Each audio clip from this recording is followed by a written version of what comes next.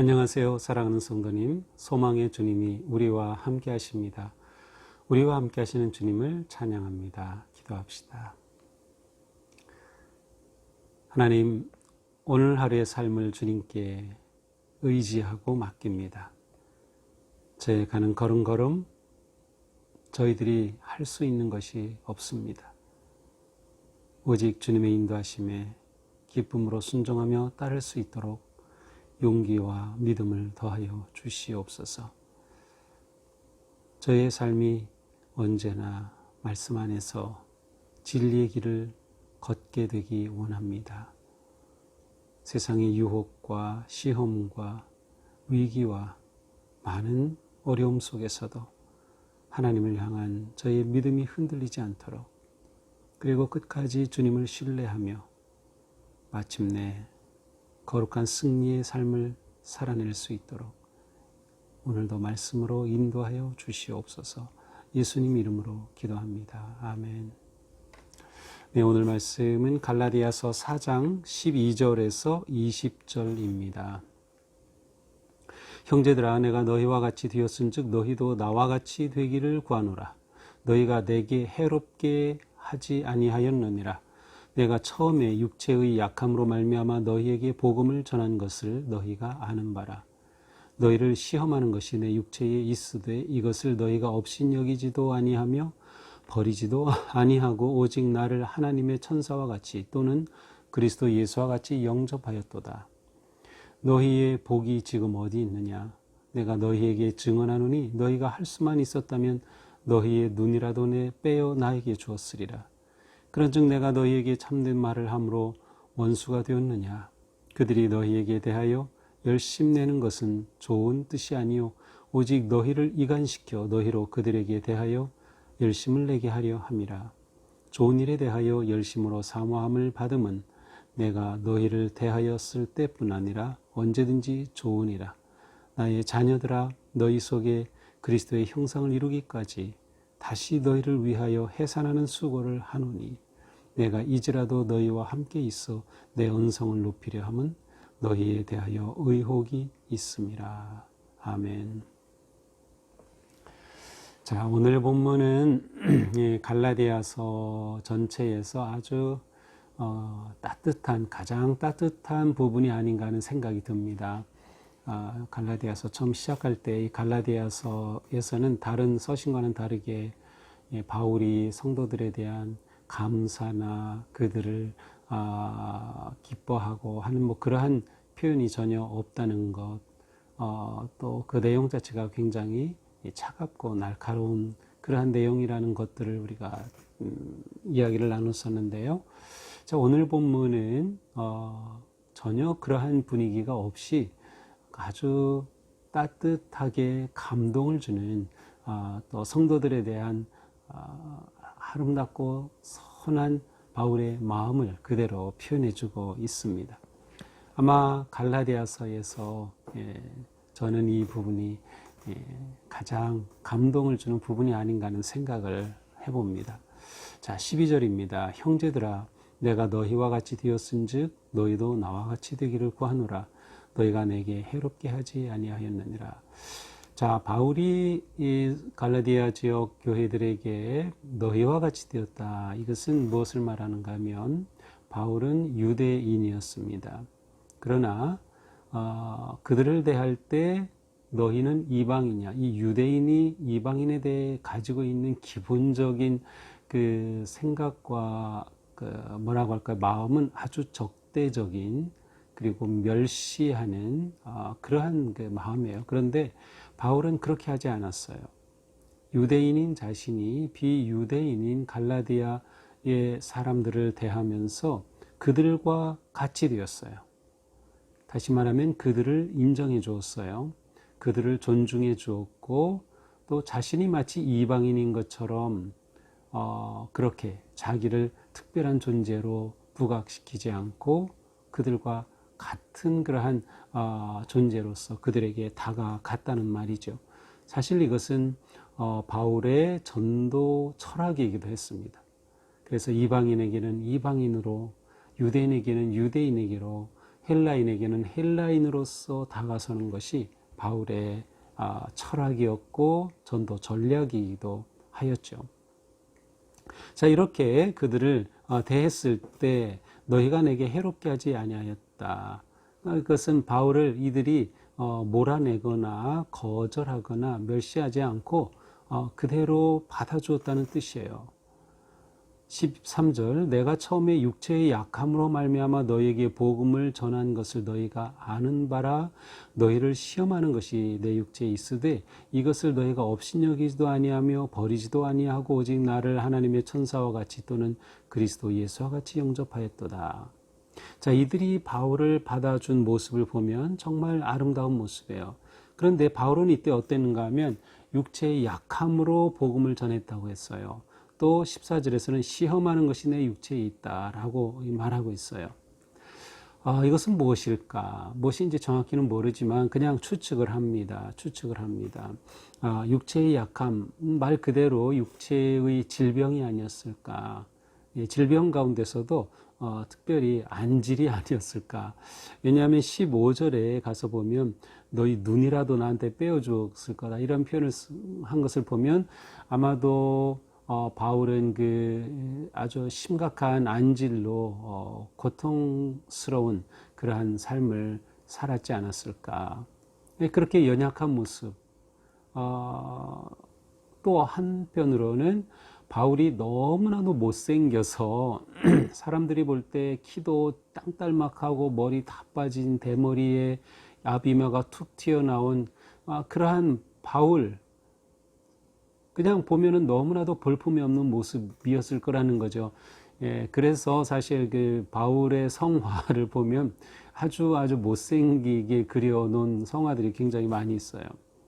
어쨌든 바울이 이 갈라디아 지역의 사람들을 처음 만나 복음을 전할 때에 바울의 모습은 그들이 볼 때에 쉽게 받아들일 수 없을 정도의 연약한 모습이었어요.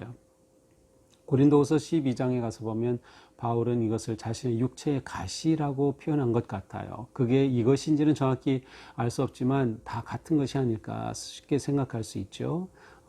바울 자신도 이것을 놓고 굉장히 고민하고 기도하고 하나님 고쳐주셔야 됩니다. 이게 선교의 장애가 되니까. 근데 하나님께서 고쳐주신 게 아니죠. 내 은혜가 내게 족하다. 바로 그 문제가 아니었을까 생각을 해요. 그런데 이럼에도 불구하고 이 갈라디아 성도들이 이 바울을 너무나도 잘 받아주었어요. 바울을 업신여기지도 않았고 모른 채 하지도 않았고 버리지도 않았고 어떻게 받아줬느냐? 하나님의 천사처럼 또 그리스도 예수와 같이 자신을 영접해줬다, 환대해줬다라는 것입니다. 정말 이 갈라디아 지역의 사람들은 참 마음이 좋은 것 같아요. 정말 인정이 많은 그러한 사람들인 것 같습니다. 자, 이렇게 바울과 그들의 관계는 정말 아름다운 모습으로 시작이 되었어요. 행복했어요. 정말 따뜻한 그러한 관계였죠. 자, 그런데 문제는 지금 이것이 회상하는 거라는 거예요. 현재 그 모습이 아니고 그랬었다라는 거죠.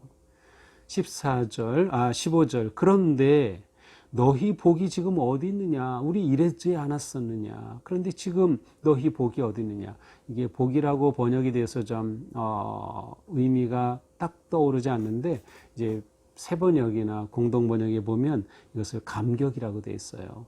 너희의 감격이 어디 있느냐? 근데 이 원래 단어는 행복한 상태를 말하는 단어입니다.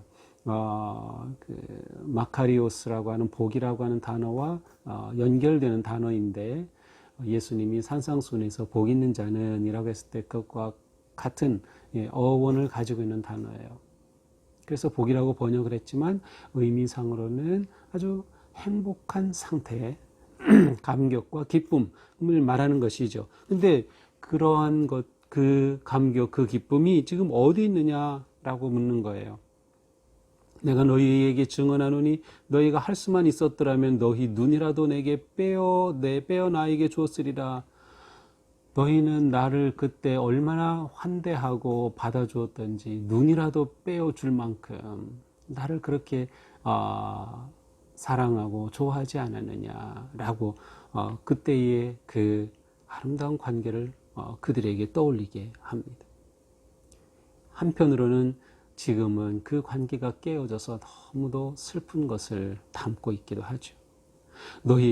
그런즉 내가 너희에게 참된 말을 함으로 원수가 되었느냐? 이제는 원수가 되었네요. 그렇게 눈이라도 빼줄 듯이 그렇게 가깝고 사랑하고 좋아하던 관계였는데 이제는 원수가 되고 말았어요. 적대감이 너무나도 강해요. 이런 일이 왜 일어난 것일까요? 17절 그들이 너희에 대하여 열심내는 것은 좋은 뜻이 아니요 오직 너희를 이간시켜 너희로 그들에게 대하여 열심을 내게 하려 합니다. 여기서 그들은 거짓 지도자들이죠. 율법주의자들이죠. 할례주의자들이에요. 그들에게 이 거짓 지도자들이 들어와서 열심히 이들을 지금 회유하고 있는 거예요. 그냥 믿는 것만으로 구원받는 게 아니다.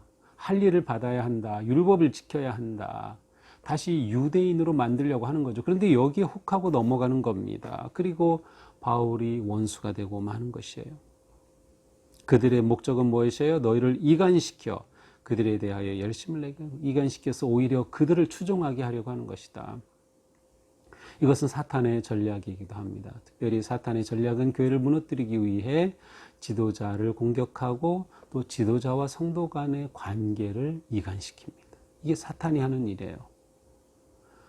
사람이 생각할 때는 왜 이런 일이 일어나지 알 수도 없는 것 같은데 사탄이 들어와서 관계를 이간시키고 원수가 되게 만드는 거죠. 이 교회를 무너뜨리는.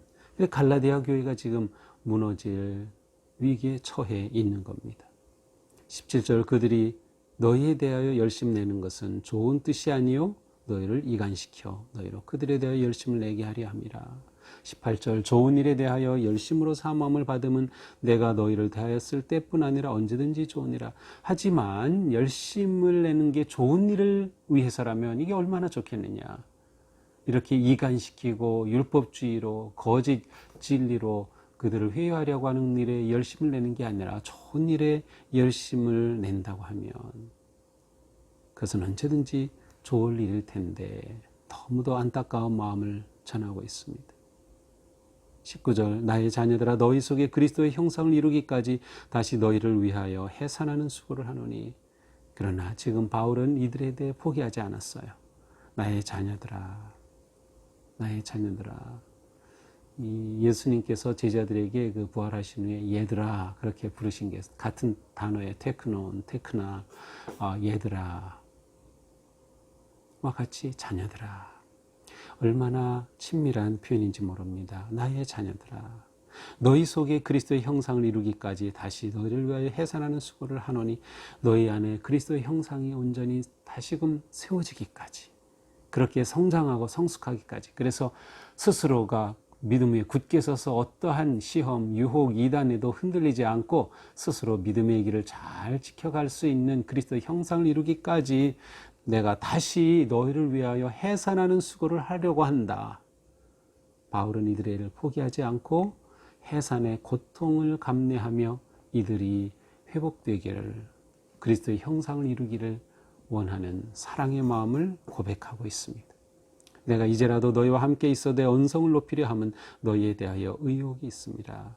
지금이라도 이렇게 너희에게 언성을 높이는 강조하고 강한 어조로 말하는 것은 바로 너희에 대한 이러한 나쁜 소식, 너희에 대해서 이렇게 안 좋은 소식이 있으니 내가 이것을 해결하기 위한 것이다 라는 자신의 마음을 고백하고 있습니다. 참 오늘의 본문은 갈라디아 성도들을 향한 바울의 그 간절함이 절절히 묻어있는 그러한 말씀입니다. 자, 오늘 말씀을 보면서 우리는 관계의 중요성을 생각해 보게 됩니다. 바울과 성도들 간의 관계. 바울은 이 관계를 지켜가려고 애쓰고 있습니다. 다시 해산의 수고를 하겠다는 것이죠. 바울은 이들을 처음 대할 때에 아무런 차별 없이 유대인으로서 이방인인 그들을 아무런 차별 없이 그들과 같은 자신으로서 동등한 존재로서 그들을 존중하면서 대하였어요. 그렇게 관계가 시작이 되었어요. 그리고 그 관계를 통하여 복음이 그들에게 전해졌어요. 그 복음은 우리를 향한 하나님의 사랑이죠. 그 관계가 사랑으로 깊어졌던 거죠. 바울은 이 관계를 지켜가기 원하였던 거죠. 사랑의 관계. 그래서 바울은 계속해서 이들을 향한 그 사랑의 관계를 회복하고 세워가기를 열망하고 있습니다. 우리 가운데 이러한 열심이 있어야 돼요. 거짓된 일에 열심을 내지 말고 선한 일에 열심을 내자. 우리는 무엇에 열심인가요? 다른 사람의 흉을 보거나 다른 사람의 잘못된 것을 말하거나 그러한 것에 열심인가요? 그런 것에는 관심을 둘 필요가 없어요. 우리는 서로를 향한 아가페의 사랑과 돌봄과 따뜻한 마음, 서로를 세워주고 격려하기 위해 열심을 내야 되는 거죠. 바로 사랑에 열심을 내는 것이 매우 중요합니다. 기본적으로 우리의 모든 관계는 하나님의 사랑에 기초해서 이루어져야 하기 때문이죠. 저는 이 말씀을 쭉 보면서 저와 성도님들의 관계가 어떠한가를 이렇게 돌이켜 봤어요. 참 바울이 너무나도 안타까운 그러한 마음이 들었어요. 저는 성도님들이 저에 대해서 원수가 되게 하거나 저를 무시하거나 멸시하거나 업신여기는 일이 없기 때문이죠. 너무도 감사했어요. 너무도 감사했어요. 우리 성도님들은 정말 하나님의 이 사랑의 기초로 해서 목회자를 또 교회 지도자들을 그렇게 따뜻한 사랑으로 관계를 맺고 존중하고 또 따르는구나. 너무나도 감사했어요. 우리가 이 관계를 잘 키워가야 합니다. 사탄은 언제나 우리 관계를 깨뜨림으로 교회를 무너뜨린다.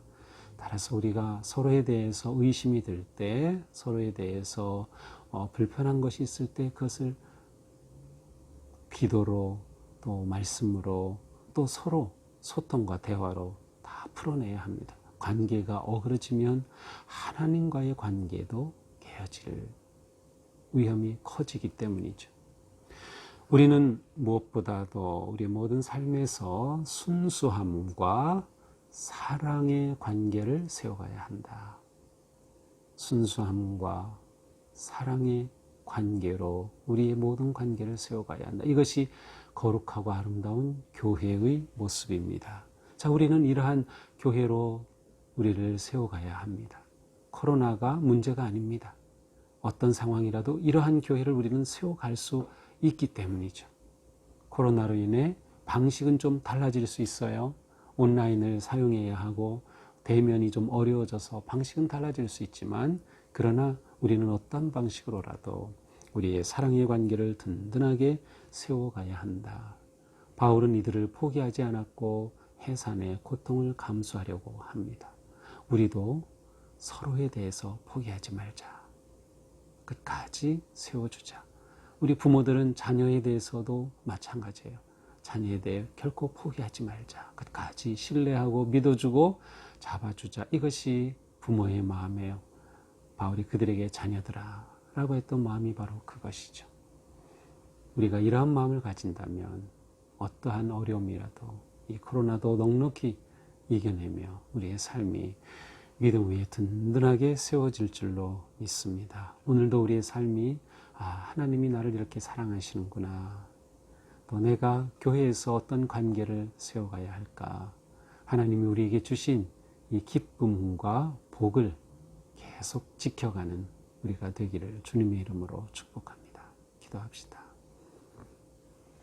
주님, 오늘 말씀을 통해서 사도 바울은 갈라디아 교회 성도들을 향한 간절한 마음과 그들이 그렇게 행복하고 아름다웠던 관계가 깨어져서 원수가 된 지금을 아파하면서 다시금 회복되기를 열망하는 마음을 보여주었습니다. 주님, 저희가 코로나로 인하여서 자칫 우리의 관계가 멀어질 수 있고 오해받을 수 있고 깨어질 그러한 상황도 있습니다. 하지만 저희들의 마음과 생각을 지켜주시고 참된 사랑과 순수함과 신뢰 위에 세워진 거룩한 우리의 관계를 더 깊이 다독여 갈 수 있도록 인도하여 주시옵소서. 이럴 때일수록 서로의 손을 잡아주고 서로를 위해서 기도해주고 힘이 되어주고 그리스도의 형상을 이루기까지 우리가 함께 성장해 가는 은혜의 시간 되도록 함께하여 주시옵소서. 예수님 이름으로 기도합니다. 아멘. 네, 오늘도 주님의 은혜 안에서 그리스도 형상을 닮아가는 사랑의 삶에 승리하기를 축복합니다. 사랑합니다.